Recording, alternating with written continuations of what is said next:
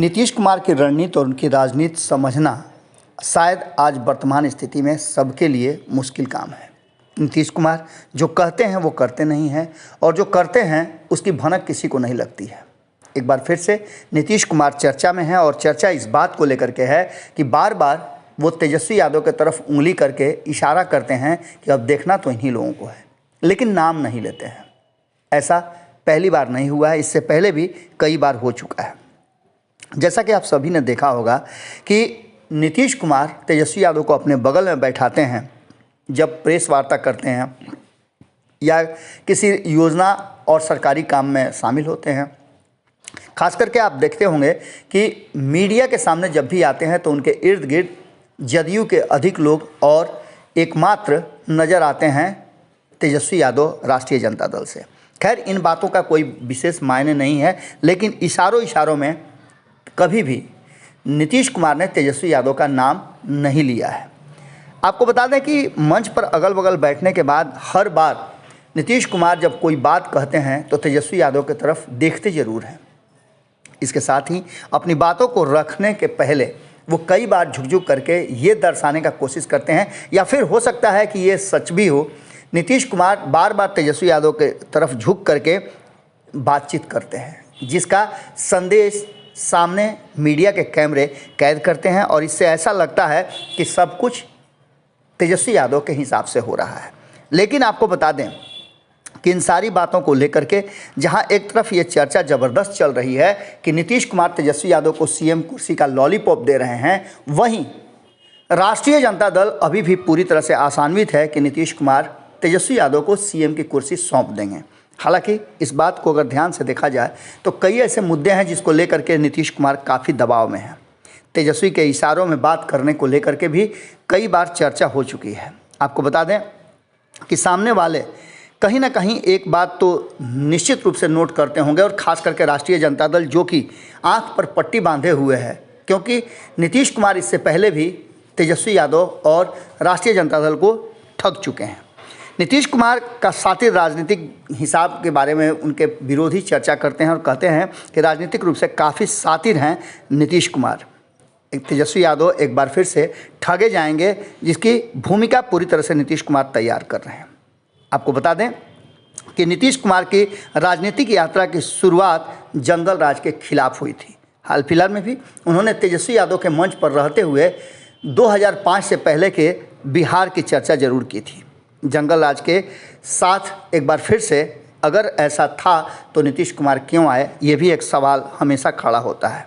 इन सारी बातों को देखा जाए तो कहीं ना कहीं जिन लोगों के खिलाफ वो लड़े उन्हीं लोगों के साथ आज सरकार में हैं। इसके साथ ही आपको बता दें कि जिसके खिलाफ रहे हैं नीतीश कुमार, उसका तो कोई बुरा नहीं हुआ है, लेकिन जिसके साथ रहे हैं, जिसको आशीर्वाद देते रहे हैं, उसका निश्चित रूप से बुरा हुआ है। नीतीश कुमार का इन सब बातों को लेकर के लगातार मजाक उड़ रहा है। तेजस्वी यादव से लेकर के उनके करीबी रहे और उनसे दूर भी रहे लोगों ने उन्हें कई उपनामों और संज्ञा सर्वनाम से सुशोभित किया है। इसका नीतीश कुमार पर कोई असर नहीं पड़ता है, लेकिन जब से नीतीश कुमार 2020 का चुनाव हुआ है तब से उनके हाव भाव में काफ़ी परिवर्तन हुआ है। नीतीश कुमार पहली बार बहुत कमज़ोर हुए हैं। कमज़ोर इतने हुए हैं कि 2015 के चुनाव में भी इतने कमज़ोर नहीं हुए थे जब लालू प्रसाद ने 80 सीटें ली थी और तेजस्वी यादव माफ़ कीजिएगा नीतीश कुमार को 70-72 सीटें मिली थी। लेकिन 2020 के चुनाव में पूरी तरह से नीतीश कुमार आधे से भी कम सीटों पर आ गए और इसका नीतीश कुमार को मलाल जरूर रहा था। तब से ही वो अपनी रणनीति बना रहे हैं और इस रणनीति में काम कर गया जातीय जनगणना। आपको बता दें कि कई तरह की बातचीत के दौरान साफ नज़र आता है कि नीतीश कुमार जिस तरह से तेजस्वी यादव को भुलावा में रखने की कोशिश कर रहे हैं वो शायद तेजस्वी यादव को समझ में नहीं आ रहा है और मुख्यमंत्री का लॉलीपॉप उन्हें काफ़ी लुभावना लग रहा है। इसके साथ ही बार बार वो हाव भाव दिखा करके नीतीश कुमार के मन में जो शंकाएँ होंगी, संभावनाएं पनप रही होंगी, उसको भी समाप्त कर देते हैं, ये कह करके कि अब इन्हीं लोगों को चलाना है, लेकिन नाम कभी नहीं लेते हैं। नीतीश दबाव में है।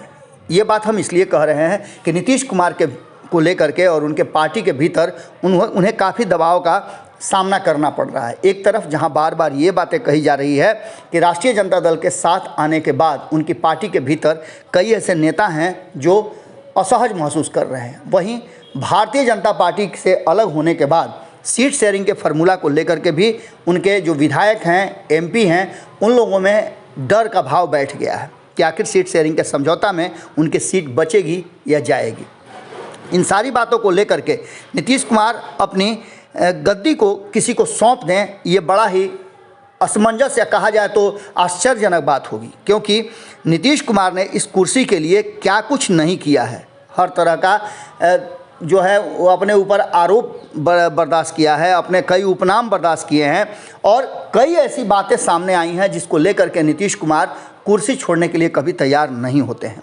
आप याद कीजिए कि जिन लोगों ने नीतीश कुमार का करीबी होने का दम भरा है वो सारे लोग, या नीतीश कुमार का जिस पर आशीर्वाद रहा है वो कोई भी आज नीतीश कुमार के साथ नहीं है। यहाँ तक कि आपको याद होगा कि 2019 के लोकसभा चुनाव के बाद रामविलास पासवान खुद चिराग पासवान को नीतीश कुमार के साथ लेकर के आए थे और सभी पुरानी बातों को भुला करके उन्होंने कहा था कि अब आपके हवाले चिराग को करता हूं। तब नीतीश कुमार ने सार्वजनिक मंच पे ये कहा था कि अब तो बिहार इन्हीं लोगों का है, यही मुस्तकबिल है और आने वाला बिहार का भविष्य है। लेकिन मात्र 1 साल के अंदर जो कुछ भी हुआ वो सबको नज़र आया और चिराग पासवान ही नहीं, उन्होंने तो पूरी तरह से चिराग पासवान, रामविलास पासवान की जो पार्टी थी उसे ही तहस नहस कर दिया, जिसका आरोप उन पर लगता है। अगर बात करें तो प्रशांत किशोर भी कभी बहुत नज़दीक हुआ करते थे नीतीश कुमार के और कहा जाता था कि प्रशांत किशोर नीतीश कुमार के उत्तराधिकारी हैं। दोनों में इस तरह का संबंध था कि बाकी लोगों को जलन होती थी। लेकिन अचानक से प्रशांत किशोर का कद बढ़ते ही क्या कुछ हुआ, इसे आप इनकार नहीं कर सकते हैं और आप इससे अछूते भी नहीं हैं। प्रशांत किशोर आज नीतीश कुमार के सबसे बड़े विरोधी हैं। बात यहीं तक हो जाती तो कहा जाता कि 1 बार 2 बार ऐसा हो सकता है, लेकिन उसके बाद लगातार ये बातें होती रही। उपेंद्र कुशवाहा भी उसके बड़े उदाहरण हैं। जब उपेंद्र कुशवाहा का कद बढ़ रहा था, कुशवाहा वोटर ज़्यादा थे और जब नीतीश कुमार पर दबाव बढ़ने लगा तो नीतीश कुमार ने उपेंद्र कुशवाहा को भी मजबूर किया, क्योंकि उपेंद्र कुशवाहा को कहा जा रहा था कि वो बिहार के मुस्तकबिल हैं और उपेंद्र कुशवाहा ऐसे नेता थे जो नीतीश कुमार के सामने बराबरी का दर्जा रखते थे। आज भी उपेंद्र कुशवाहा भले ही अपनी पार्टी का विलय जनता दल यूनाइटेड में कर लिए हों, लेकिन उनके कद में कोई कमी नहीं हुई है। आज भी उनका वोट बैंक और उनके साथ जो लोग खड़े हैं वो बड़ी मजबूती के साथ खड़े हैं।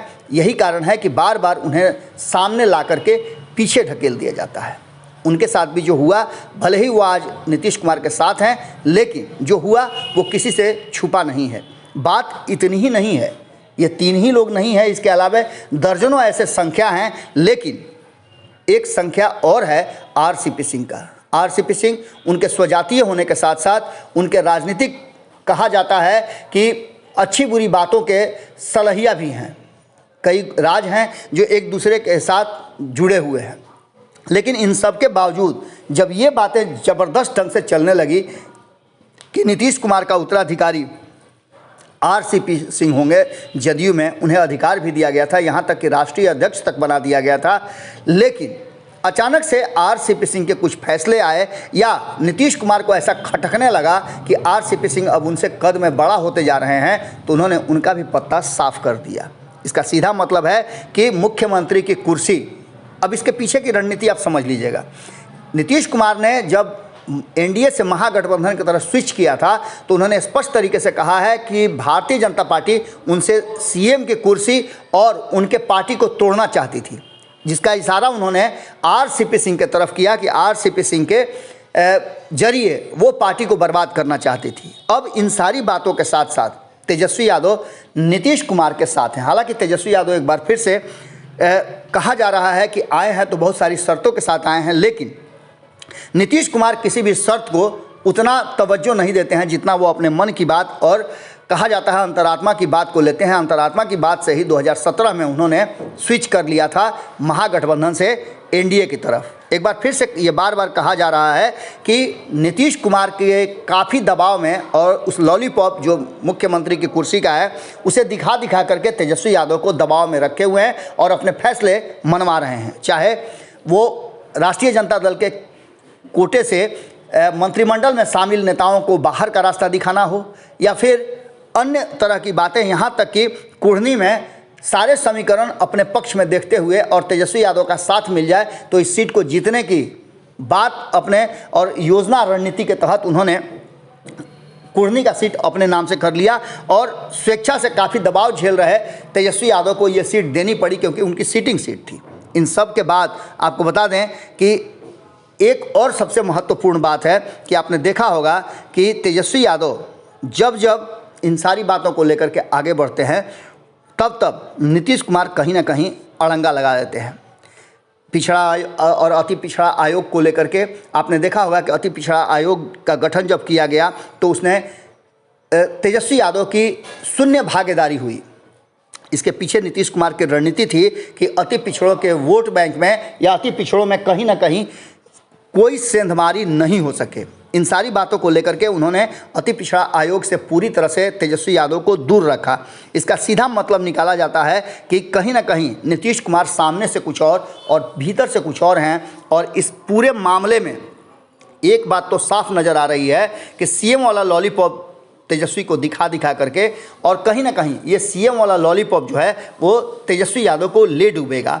कई ऐसे नेता हैं जो करीबी भी हैं, वो इस बात को कहते हैं कि पूरी तरह से नीतीश कुमार पूरी रणनीति और योजनाबद्ध तरीके से तेजस्वी यादव के बढ़ते हुए प्रभाव को कम करने के लिए उनके साथ आए हैं।